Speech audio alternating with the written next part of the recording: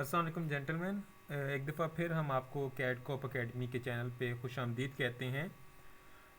हमें उम्मीद है कि आप सब खैर खैरियत से होंगे। तो आज का हमारा जो सबसे अहम मौजू है वो क्या है कि जो इनिशियल टेस्ट है उसमें क्या चीज़ें आती हैं और वो किस तरह का होता है।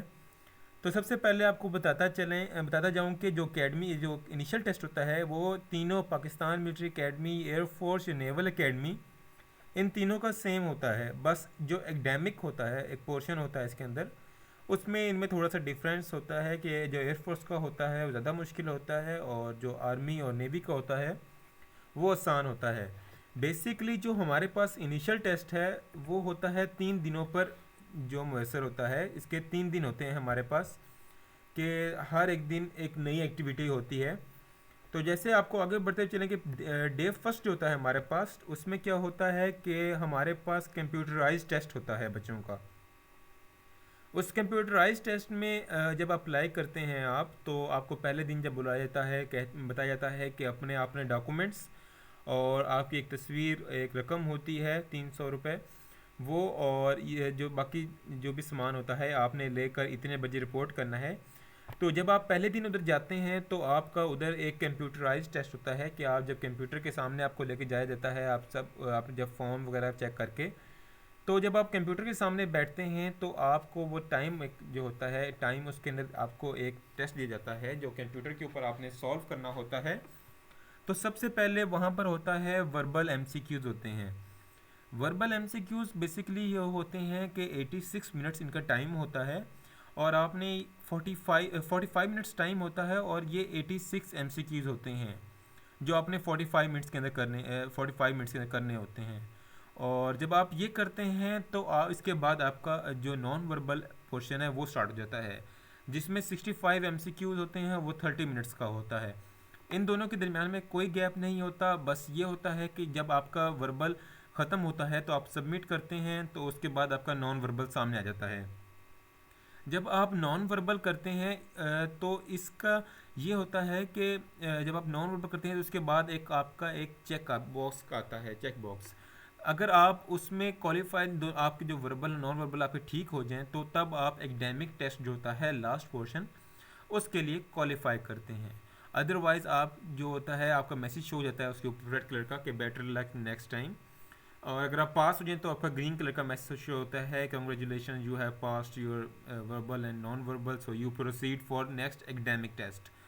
तो ये जब आप एकेडमिक टेस्ट की तरफ आते हैं तो ये आपके 50 एमसीक्यूज होते हैं जो अकॉर्डिंग टू आपके मैथ सब्जेक्ट्स होते हैं इसके और जनरल नॉलेज के अकॉर्डिंग होते हैं और इसका आपको 30 मिनट टाइम दिया जाता है।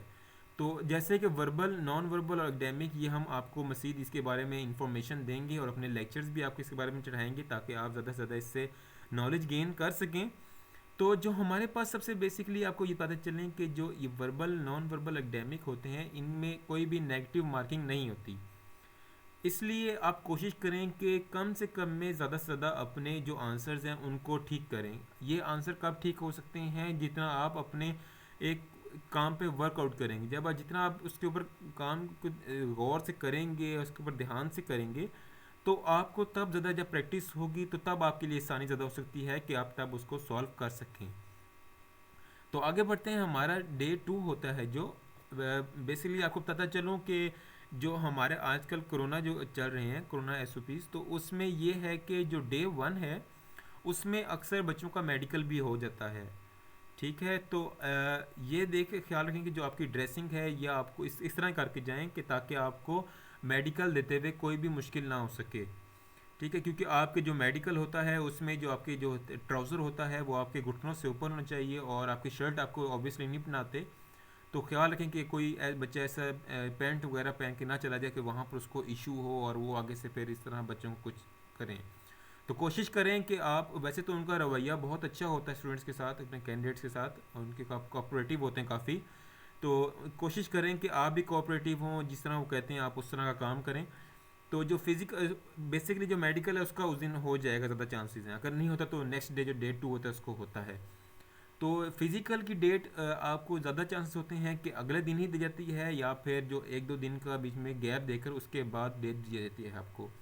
और इसमें क्या होता है, सबसे पहले आपने जब सुबह पहुंचना होता है तो आपका वहाँ पर अटेंडेंस होती है, आपको देखे जाते हैं कि बच्चे पूरे हैं। उसके बाद आप लोगों को एक पॉइंट पे लेके जाया जाता है जहाँ पर आपने खड़ा होना होता है, और वहाँ से आपकी वो रनिंग स्टार्ट करवाते हैं स्टाफ। तो आपने भागना होता है कितना, 1.6 किलोमीटर भागना होता है, जो होता है इक्वलेंट टू 1 माइल। 1 माइल के इक्वलेंट होता है, और आपने कितने मिनट में करना होता है, 8 मिनट्स में करना होता है। अगर आप इसकी हमेशा एक टिप याद रखें कि रनिंग के दौरान कभी आपने रुकना नहीं है, कि आप जब भाग रहे होंगे तो कोशिश करनी है कि आपने अपना जो एक मोशन है उसको कंटिन्यू रखना है, रुकना नहीं है। अगर आप रुक गए तो आप जो होगे एक अपना जो पैच होता है उससे पीछे रह जाओगे, और आपके ज़्यादा से ज़्यादा चांसेस होंगे हारने के। इस वजह से फेल नहीं करना आपने, ज़्यादा कोशिश करनी है, क्योंकि ये दिन होता है जब आप जान मारते हो। तो कोशिश करनी ज़्यादा से ज़्यादा कि आप इसको आराम से कर सकें पार। उसके बाद आपको फिर एक जगह पे ले जाता है, घास पे आप बैठते हैं, तो वहाँ पर आपसे क्रंचीज़ निकलवाए जाते हैं जो 20 होते हैं, जो स्टाफ बोलता है, फिर आपने निकालने होते हैं, 5 मिनट टाइम होता है इसका। उसके बाद पुशअप्स होते हैं जो 15 पुशअप्स होते हैं 5 मिनट के अंदर, कि जब स्टाफ आपको बोलता है आप, फिर आपने ऊपर होना होता है, फिर जब डाउन बोलता है आपने नीचे होना होता है। और ज़्यादा के पुश जब इसके बाद आता है चिनअप्स आते हैं। चिनअप ये होते हैं आपका एस&आर-सी में होते हैं, या फिर जो आपका जो जहाँ पर आपका फिजिकल हुआ होता है जिस ग्राउंड में, अक्सर उस जगह पे होते हैं। तो इस बात की कोई नहीं कि आपने बस ये ध्यान रखना है कि आप चिनअप्स कर सकें। पहले जो थे इसके ऊपर पुलअप्स, आजकल इनके ऊपर इन लोगों ने चेंज कर दिया, आजकल ये करवा रहे हैं चिनअप्स जो सीधे हाथ रख के किए जाते हैं। तो इतना इसमें डरने की कोई बात नहीं, आराम से हो जाते हैं। और लास्ट में ये करवाते हैं डिच क्रॉसिंग के, जो खड्डा होता है 5 फुट का होता है, उसके ऊपर से जंप मरवाते हैं। तो जो लास्ट इसके बाद हमारे, उसके बाद वो आपसे फॉर्म फिलिंग का होता है कि आप फॉर्म फिल करते हैं, अपने जो इंटरव्यू होता है 3 फॉर्म्स होते हैं। तो जब फॉर्म फिलिंग होता है, फिर उसके बाद आपका जो इंटरव्यू की डेट दी जाती है नेक्स्ट। तो जो आप इंटरव्यू के लिए जाते हैं, तो हमेशा ये बात ध्यान में रखिएगा कि इंटरव्यू में जो बेसिक थिंग्स हैं, कि आपको अपने बारे में, कि आप जो माई सेल्फ होती है, कि अगर मैं किसका बेटा हूँ, मैं किस जगह पर पढ़ा हूँ, मैं कहाँ से हूँ, इसके बारे में थोड़ा सा पता होना चाहिए। और उसके बाद अपनी फैमिली के बारे में, कि अबू किधर होते हैं, कौन, अगर कोई आर्मी में है तो कौन सी यूनिट किधर है पड़े, अगर सिविलियन है तो किस चीज़ का बिजनेस करते हैं। इस तरह मालूम होना चाहिए। जनरल नॉलेज जो आपके इर्द गिर्द का है पड़ा, जिस तरह अब वो पूछ लेते हैं बाल्टिक स्टेट्स कौन कौन सी हैं, उसके बाद रशिया का एरिया क्या है, इस तरह की चीज़ें छोटी मोटी पूछ लेते हैं। तो इस चीज़ का आपने बहुत ध्यान रखना है। और लास्ट में हमारे पास ड्रेसिंग है। तो जो आर्मी है, आर्मी में जो ड्रेसिंग एक बहुत वो चीज़ है जो मैटर करती है। तो आपने ख्याल रखना है कि ड्रेसिंग आपकी बेशक शलवार कमीज़ हो या पेंट शर्ट हो, तो इस तरह बनता है कि एक जैसे फॉर्मल इंसान होता है, आपने वो शो करवाना है अपने आप को, कि आपको इस चीज़ का मालूम है, आप एक चीज़ का आपको पता है कि एक ही किस तरह की जगह पे आप जा रहे हैं, तो आपको उसके मुताबिक आपको कपड़े पहनने हैं। तो ड्रेसिंग एक ऐसी चीज़ है जो बहुत अगले पे इम्प्रेशन डालती है आपका। और नीट एंड क्लीन होकर जाना है, हेयर कट प्रॉपर होना चाहिए, आपका हेयर आपके प्रॉपर होना चाहिए। अगर बेल्ट पहन रहे हैं तो बेल्ट आपकी बकल वाली होनी, वो जो होती है एक बकल जिसमें एक पिन होती है दरम्यान में, वो वाली होनी चाहिए। बूट आपके लेसिस वाले होने चाहिए। तो ये चीज़ें आर्मी में बहुत मैटर करती हैं, और वो आप ये चीज़ें काफ़ी देखते हैं। तो इसलिए ख्याल रखना है कि आपने ये चीज़ें काफ़ी देख के जाना है।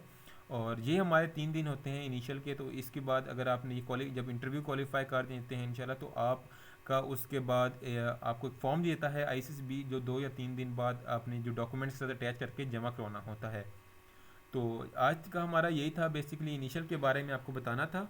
तो उम्मीद करते हैं कि ज़्यादा से ज़्यादा बच्चे इसको, इसके बारे में जो इनिशियल हमने बताया है इसके बारे में उनको यहाँ से इल्म मिलेगा। और जो हमारा चैनल है इसको ज़्यादा से सब्सक्राइब करें, और अपने जो फेलोज़ हैं उनको शेयर करें, ताकि उनका फ़ायदा हो सके। अगर उनका नहीं तो अगर किसी भी तीसरे इंसान का इस चीज़ से फ़ायदा हो सके। तो शुक्रिया, थैंक्स टाइम।